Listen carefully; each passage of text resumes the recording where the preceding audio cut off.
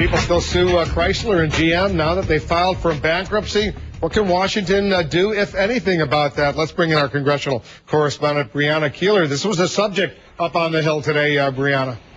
It sure was, Wolf. And as you know, bankruptcy is designed to protect a company from its creditors. Well, that may also include the legal claims of people with very tragic stories. He's just a normal 6-year-old, minus the not being able to walk. Huge sports fan. Just finished up baseball.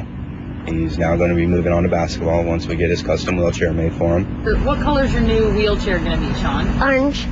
2 years ago, Shaun Doss was in a car accident. Another driver ran a red light and T-boned his family's SUV. Shaun was in the third row of our Dodge Durango.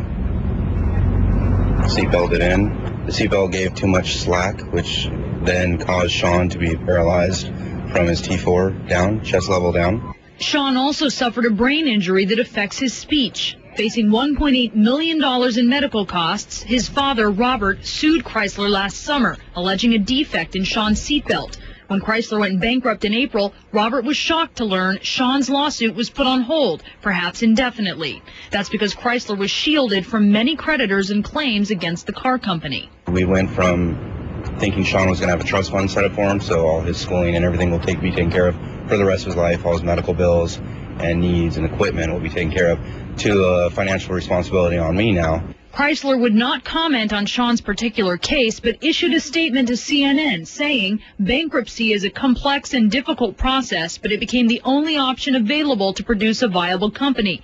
Chrysler will take into account all creditors, including those with legal claims against the company.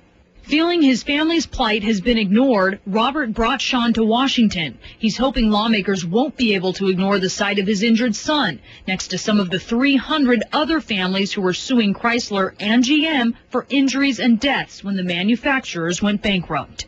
I believe they need to hear our voice. We need to be heard of the little people and let them know that our needs need to be met. These families want for Congress to establish a special fund, Wolf, that will pay out the legal funds they say they are due. Brianna, thanks very much.